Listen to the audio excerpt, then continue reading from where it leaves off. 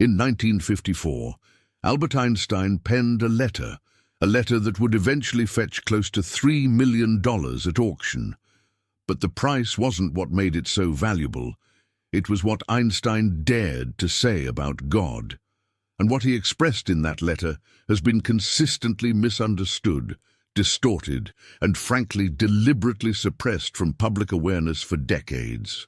I'm going to lay out exactly what Einstein believed about God, not the sugar-coated version peddled by religious institutions eager to claim him, not the stripped-down atheist interpretation that materialists are so quick to promote. I'm talking about the real beliefs that Einstein held, beliefs he nurtured for most of his adult life, and I promise you, by the time we're done here, you will never look at the concept of God in quite the same way again. Einstein faced this question thousands of times. Do you believe in God? And his answer, well, it was consistently the same. It baffled journalists, it frustrated religious leaders of all stripes, and it even made dedicated atheists deeply uncomfortable, because Einstein refused to be neatly pigeonholed into any predefined category. So let me share his exact words with you. I am not an atheist, he stated, and I don't think I could accurately call myself a pantheist. We are, he continued, in the position of a small child, entering a vast library, overflowing with books written in countless different languages. The child intuitively knows that someone must have written those books, but he has no idea how. He can't even begin to understand the languages in which they are written. The child may dimly suspect that there's a mysterious order, a hidden logic, in the arrangement of the books, but he remains utterly clueless about what that order actually is. That's how Einstein viewed the entire universe, as a library of mind-boggling complexity, a library that strongly hints at an author, but an author so profoundly beyond our limited comprehension that all our petty, human-centric, religious descriptions of God are reduced to little more than childish attempts to name the unnameable. But here's the part they always leave out. Einstein didn't just stop there. He pushed much, much further, and what he ultimately discovered about the fundamental nature of God came from a highly unlikely source, a 17th-century philosopher, a brilliant, controversial thinker who was publicly ostracized and expelled from his own religious community for the crime of heresy. Baruch Spinoza was a Jewish lens grinder, living and working in Amsterdam during the 1600s. At the shockingly young age of 23, he was excommunicated from the Jewish community, and not just quietly expelled, mind you. He was cursed. The rabbis formally declared that no one should communicate with him, in speech or in writing. No one should offer him even the smallest favor. No one should offer him shelter. No one should even stand under the same roof with him. No one should approach within 4 cubits of him, and most damning of all, no one should ever read anything composed by him. So, what was Spinoza's terrible crime? He had dared to ask a question that terrified religious authorities then, and let's be honest, still terrifies them now. What if God is not separate from the universe? What if, impossibly, God is the universe itself? Einstein discovered Spinoza when he was still a relatively young man, hungry for knowledge, eager to understand the universe, and what he read, what he absorbed, irrevocably changed his understanding of reality forever. Spinoza had articulated something that deeply resonated with everything Einstein was simultaneously learning about the core principles of physics, God or nature. Spinoza used these two seemingly disparate terms almost interchangeably. For him, they were, in essence, the very same thing. I believe in Spinoza's God, Einstein confided to Rabbi Herbert Goldstein back in 1929. A God who reveals himself in the lawful harmony of all that exists, not in a God who arbitrarily concerns himself with the trivial fates and petty doings of mankind. Do you grasp the immense implications of what Einstein was saying? He wasn't denying the very existence of the divine. Not at all. He was vehemently denying the existence of a personal God, a God who actively listens to prayers, a God who capriciously intervenes in the course of human affairs, a God who randomly chooses favorites among nations and then cruelly punishes those who dare to disobey his arbitrary rules. Instead, Einstein saw God in the elegant, unbreakable mathematical equations that governed the cosmos, in the astonishingly precise physical constants that somehow conspired to make life, as we know it, even possible, in the almost unnerving simplicity of E equals mc squared. For Einstein, the divine was not to be found in some nebulous heaven floating somewhere above the clouds. The divine, the sacred, was inextricably woven into the very fabric of reality itself. This is why Einstein famously described himself as a deeply religious non-believer. This seemingly contradictory phrase has confused people for decades. How, they wondered, can someone simultaneously be deeply religious and yet not believe? But Einstein was pointing to something truly profound. He was suggesting that there is a powerful, authentic, religious experience that has absolutely nothing to do with blind belief in a personal God. It's the almost overwhelming feeling of awe, of wonder, when you contemplate the unfathomable complexity of the universe. It's the gut-punching humility that washes over you when you truly realize just how infinitesimally small you are compared to the vast, ancient, ever-expanding cosmos. It's the deep, abiding sense of mystery that fuels all genuine scientific inquiry. Einstein called this profound experience cosmic religious feeling, and he wrote about it in terms that sound, well, almost mystical. The most beautiful thing we can experience, he wrote, is the mysterious. It is the source of all true art and all true science. He to whom this emotion is a stranger, who can no longer pause to wonder and stand wrapped in awe, is as good as dead. His eyes are closed. But I need to tell you something crucial that the popularized, sanitized versions of Einstein invariably leave out. Einstein wasn't simply proposing a neat, tidy, philosophical position. He was making a bold claim about the actual, fundamental nature of reality. And that claim, well, it has almost staggering implications. If God is the universe, and the universe, by definition, operates according to fixed, immutable laws, then there can be no randomness at the deepest level of reality.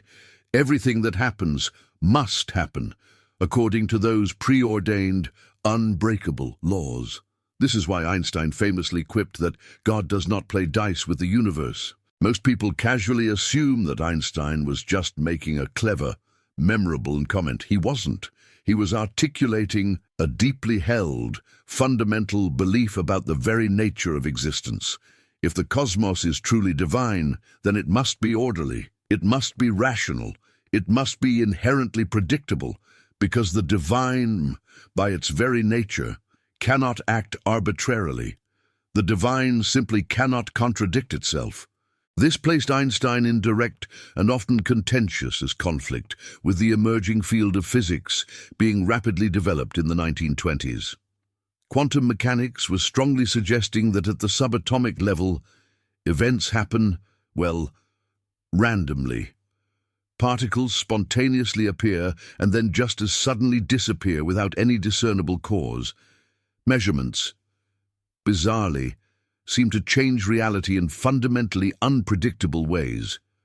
The universe, at its very foundation, seemed to be fundamentally uncertain, Einstein simply never accepted this, not because he somehow didn't understand the intricacies of quantum mechanics. He understood it better than almost anyone else alive at the time. He rejected it because it violated his core understanding of God. A universe riddled with fundamental randomness would be a universe where God, metaphorically speaking, played dice, and that, for Einstein, was theologically impossible. Here's what I find so utterly fascinating. The scientific community today often portrays Einstein as a pure, unadulterated rationalist who had absolutely no patience for fuzzy, illogical, religious thinking. This couldn't be further from the truth. Einstein harbored profound religious sensibilities. He simply defined religion in a fundamentally different way than most people do. Religion without science is blind, Einstein famously wrote. But listen carefully to the second half of that crucial quote, the half that's almost never mentioned. Science without religion is lame. Einstein passionately believed that science and religion desperately needed each other, not the rigid, dogmatic religion of churches and synagogues and mosques, but the deeply personal religion of cosmic awe, the religion that naturally blossoms from thoughtfully contemplating the almost unbearable mathematical elegance of existence. Now, finally, I want to tell you about the actual letter that ultimately sold for a staggering $2.9 million. It's now commonly referred to as the God Letter, and Einstein wrote it in 1954, just 1 year before his death. The recipient was Noah Gutkind, a Jewish philosopher who had sent Einstein his book called Choose Life. Einstein's response? It was devastating. The word God, Einstein wrote, is for me nothing more than the expression and product of human weaknesses. The Bible is a collection of honorable but still primitive legends, which are nevertheless pretty childish. No interpretation, no matter how subtle, can change this for me. When this letter became public, atheists celebrated. Here was proof that Einstein rejected religion, but they were only reading half the letter. In the same document, Einstein wrote something else, something that complicates the simple narrative. For me, he continued, the Jewish religion, like all other religions, is an incarnation of the most childish superstitions. But Einstein was not dismissing the religious impulse itself. He was dismissing the primitive ways that impulse has been expressed throughout human history, the personal God, the chosen people, the miracles and revelations. These were childish superstitions in Einstein's view, but the underlying experience that gave rise to religions, that was something real. That was something Einstein felt every day of his life. Let me tell you what Einstein was really saying about God, because most people miss the point entirely. Imagine you are standing at the edge of the Grand Canyon at sunset. The light is changing every second. The shadows deepen. The colors shift from orange to red to purple.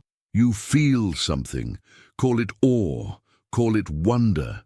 Call it transcendence. Whatever you call it. That feeling is real. Now, religious traditions take that feeling and attach stories to it. They say the canyon was carved by God's hand. They say the sunset is proof of divine creativity. They give the experience a name and a face and a personality. Einstein said, the feeling is real. The stories are fiction. But here is where it gets interesting. If the feeling is real, what is causing it? What is it about the universe that produces this sense of awe in conscious beings? Is it just a trick of evolution, a byproduct of brain chemistry? Or is it something more? Einstein believed it was something more. He believed that the universe itself has a quality that we dimly perceive as divine. Not a personal quality, not a conscious quality, but something that our religious instincts are responding to, even if our religious explanations are completely Wrong. This is why Einstein could say, in the same breath, that he believed in God and that he rejected all organized religion. He was not contradicting himself. He was pointing to a deeper truth that most people cannot hold in their minds. There is mystery in existence. That mystery deserves reverence, but the moment you try to describe that mystery, you have already betrayed it. I want to tell you about a conversation Einstein had near the end of his life. A young physicist asked him what he thought about the ultimate nature of reality. Einstein's answer was surprising. "What I see in nature," he said, "is a magnificent structure that we can comprehend only very imperfectly, and that must fill a thinking person with a feeling of humility. This is a genuinely religious feeling that has nothing to do with mysticism." Notice what Einstein did there. He distinguished between religious feeling and mysticism. Einstein had no patience for what he called mysticism, people who claimed to have direct knowledge of God, people who heard voices or saw visions, people who believed they could communicate with the divine through prayer or meditation. All of this was nonsense to Einstein. But the religious feeling itself, that was not only real, it was the highest experience a human being could have. It was what drove Einstein to spend his life studying physics. Not curiosity, not career ambition, not the desire for fame, cosmic religious feeling, the desire to understand how the library of the universe is organized. Now let me tell you something that might disturb you. Einstein's view of God has implications that most people do not want to face. If God is the universe, then God is not watching over you. God does not have a plan for your life. God does not answer prayers. God does not reward the good or punish the evil. God does not care whether you believe or not. God does not care about anything, because caring requires a personal consciousness, and the God of Einstein and Spinoza is not personal. This is hard for many people to accept. We want to believe that something in the universe notices us, that our struggles matter to someone beyond ourselves, that there is a meaning to our suffering that we cannot see, but that some higher intelligence understands. Einstein had no such comfort, and yet he was not depressed by this. He was liberated by it. When Einstein was asked if he feared death, he said something remarkable. "I feel such solidarity with everything alive that it does not seem important to me where the individual begins and ends." Do you understand what he was saying? If you are the universe, and the universe is God, then you cannot really die. The atoms that make up your body will become part of other things. The energy that animates you will continue in different forms. The consciousness that you experience as yourself is just one brief pattern in an infinite cosmic dance. This is not immortality in the traditional religious sense. There is no heaven where you will exist forever as yourself, but there is continuity. There is belonging. You are already part of something eternal, because you are part of the universe, and the universe is all that exists. Einstein found peace in this, not the peace of promises, not the peace of rewards waiting in an afterlife, the peace of understanding that you are already home. You have always been home. The universe is your home, and you have never been separate from it. But I have to tell you something that complicates all of this. Einstein was not entirely consistent in his beliefs, and there are statements he made that seem to contradict the Spinozan philosophy he claimed to believe. In 1936, Einstein received a letter from a young girl who asked if scientists pray. Einstein's response is fascinating.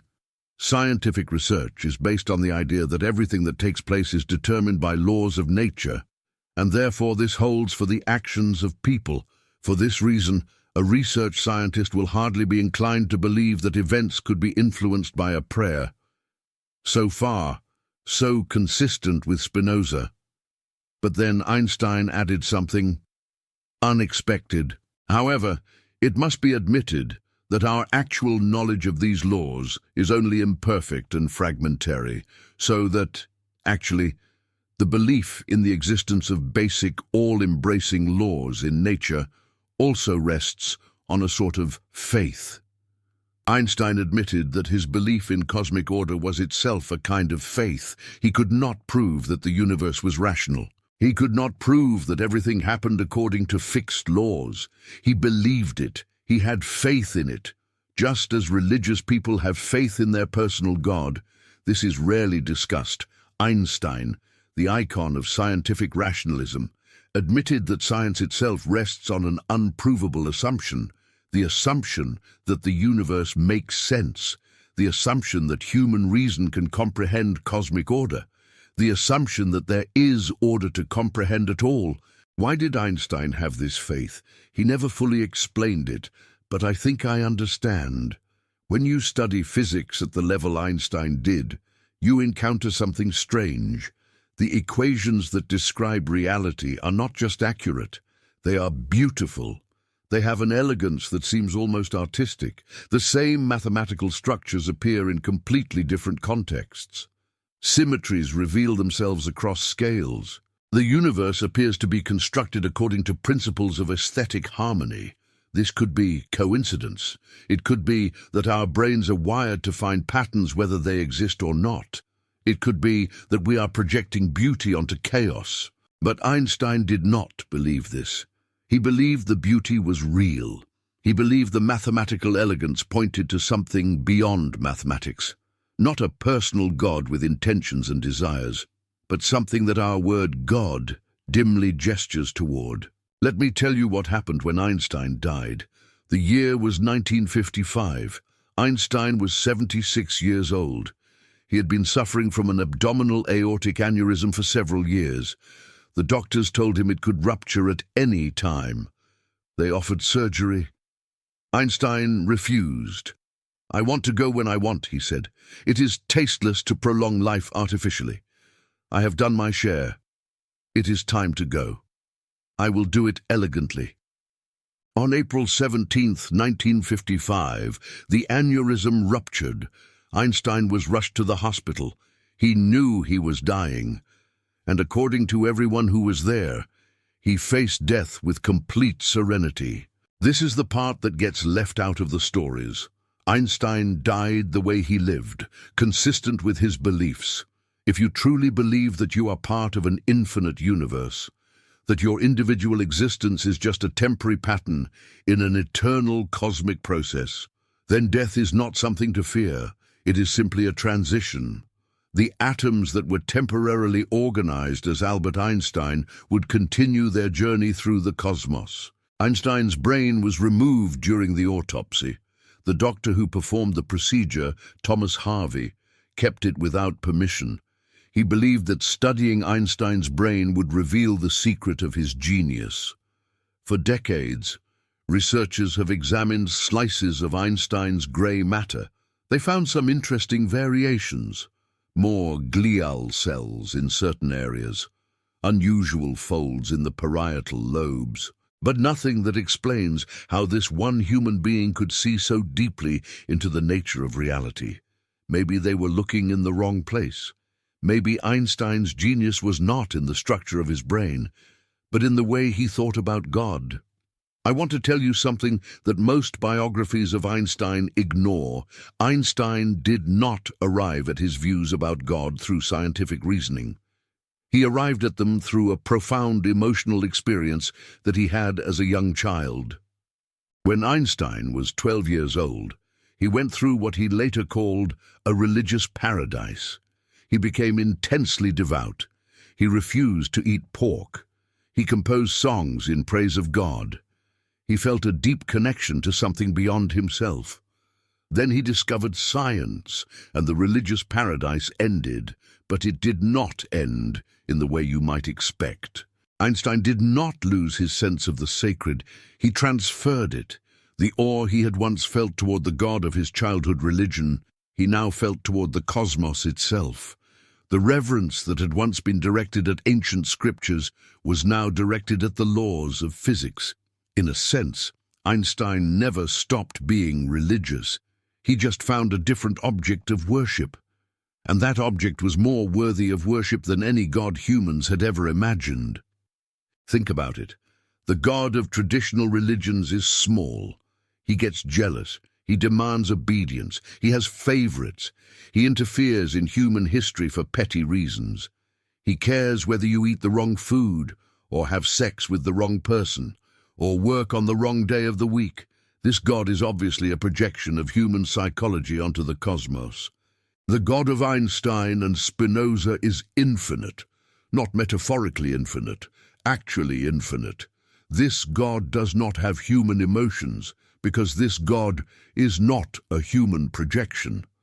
This God does not answer prayers, because this God is the system within which prayers occur.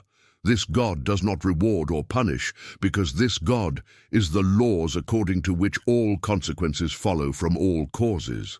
Which God is more worthy of the word divine, the one that we made in our own image, or the one that actually exists? Einstein was asked near the end of his life what message he would want to leave for future generations. His answer was not about physics. It was not about politics or war or peace. It was about religion. The most important function of art and science is to awaken this religious feeling and keep it alive in those who are capable of it. Do you understand what Einstein was saying? He was saying that the purpose of his entire life's work was religious, not in the sense of promoting any particular faith, but in the sense of keeping alive the capacity for AWE, the ability to look at the universe and feel that there is something there that exceeds all human understanding. This is what we are losing. In an age of distraction and entertainment and constant stimulation, we are losing the ability to feel cosmic religious feeling. We scroll through our phones instead of looking at the stars. We argue about trivial matters instead of contemplating the infinite. We have become so busy with the details of living that we have forgotten to wonder why there is anything at all. Einstein would be horrified by the way his legacy is presented today. The secular atheists claim him as their hero. They say he proved that the universe needs no God. But this is exactly backwards. Einstein believed the universe was God. Every equation he wrote was an attempt to read the mind of the divine. Every discovery he made was a revelation of sacred truth. At the same time, the religious believers cannot claim Einstein either. He explicitly rejected their personal God, the God who loves you, the God who has a plan, the God who listens when you pray. This God, Einstein said, is nothing more than the expression and product of human weaknesses, a comfortable illusion for those who cannot face the vastness of the real. So where does that leave us? What can we learn from Einstein's understanding of God? I think it leaves us with something more honest than either atheism or religion, a recognition that there is mystery in existence, that we do not know why there is something rather than nothing, that we do not know why the universe is comprehensible, that we do not know why mathematical equations describe physical reality, that we do not know why anything exists at all. The honest position is not to pretend we have answers. It is not to invent a personal God who explains everything while explaining nothing. And it is not to pretend that science has solved the mystery when science has only made the mystery more profound. The honest position is wonder, pure, humble, terrified wonder at the fact that anything exists at all, and that somehow, against all odds, we are here to witness it. Einstein spent his final decades working on a unified field theory. He was trying to find a single equation that would explain all the forces of nature, gravity, electromagnetism, the strong force, the weak force. He believed that at some fundamental level, these were all expressions of one underlying reality. He failed, The unified field theory eluded him until his death, but I do not think Einstein considered this a failure, because the search itself was the point, the attempt to understand how the library of the universe is organized, the religious act of trying to read the mind of Spinoza's God. On his deathbed, Einstein asked for a pen and paper. He wanted to continue working on his calculations. He was still trying to solve the equation, still trying to glimpse the order behind appearances, still trying to understand God.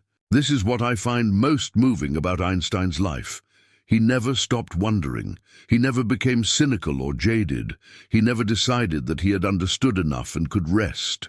Until his final breath, he was a child in a library, trying to comprehend why the books were arranged as they were. Let me tell you what I think Einstein would say to you if he were here right now. He would say, stop wasting your life on trivial things. Stop arguing about doctrines that do not matter. Stop pretending you have answers you do not have. Stop trying to fit the infinite into the boxes of your small beliefs. Instead, look up. Look at the stars. Remember that you are made of the same stuff that stars are made of. Remember that the atoms in your body were forged in stellar explosions billions of years ago. Remember that the light you see when you look at the night sky has been traveling for millions of years to reach your eyes. Feel something. Feel the awe that Einstein felt. Feel the humility that comes from understanding how small you are and how vast the universe is. Feel the mystery that no science and no religion has ever solved or ever will solve. This is what Einstein meant by cosmic religious feeling. Not belief in a God who cares about you, not faith in a book written by ancient men, not hope for a heaven that awaits after death. Something simpler and more profound. The feeling that existence is miraculous, that consciousness is miraculous, that you are participating in something so vast and so mysterious that all human words fail to capture it. Einstein's God is not the God you learned about in church or synagogue or mosque. Einstein's God does not answer prayers or perform miracles or promise rewards. Einstein's God is the universe itself, operating according to laws that we can partially understand through science and mathematics. Einstein's God is the order behind the chaos, the pattern behind the randomness, the reason behind existence. And here is the strangest thing of all. Einstein's God might be closer to what the ancient mystics were pointing at than the personal gods of organized religion, the Brahman of Hinduism, the Tao that cannot be named, the Ein Sof of Kabbalah, the ground of being that Christian mystics like Meister Eckhart described. All of these point to something beyond personality, something that transcends the human categories of person and thing, subject and object, self and other. Einstein did not know about these traditions in detail, but he arrived at similar conclusions through physics. The universe is one. The apparent multiplicity of things is an illusion. At the deepest level, there is only the lawful harmony of all that exists. This is what Einstein believed about God, not a comfortable belief, not a belief that promises you anything, but perhaps a true belief. Perhaps the closest we have come to understanding what the word God actually points to. When Einstein wrote that God does not play dice, he was not making a joke. He was stating the deepest conviction of his life. The universe is rational. The cosmos makes sense. There is order behind appearances. This order is what Einstein called God. And understanding this order was, for Einstein, the only true religion. I will leave you with one final thought. Einstein was once asked what he would want to know if he could ask God one question. His answer was immediate. I would ask why the universe exists at all. But then he paused and said something unexpected. Actually, I would first ask about the equations. The why question might be too difficult even for God. This was Einstein's humility. Even God, in Einstein's view, might not know why there is something rather than nothing. The mystery of existence might be a mystery all the way down. An infinite question with no final answer. A library with no librarian who knows why it exists. And yet, we are here, conscious beings in an unconscious cosmos, asking questions that may have no answers, looking for God in equations and stars and the faces of those we love. This is what Einstein understood. This is what he spent his life exploring. This is what he wanted us to know. God is not who you think he is. God is infinitely stranger and infinitely more wonderful than any human imagination could conceive. And the closest we can come to knowing God is to study the universe with humility, wonder, and an open heart. That is what Einstein believed. That is his message to us across the decades. That is the truth they did not want you to hear. Now you know.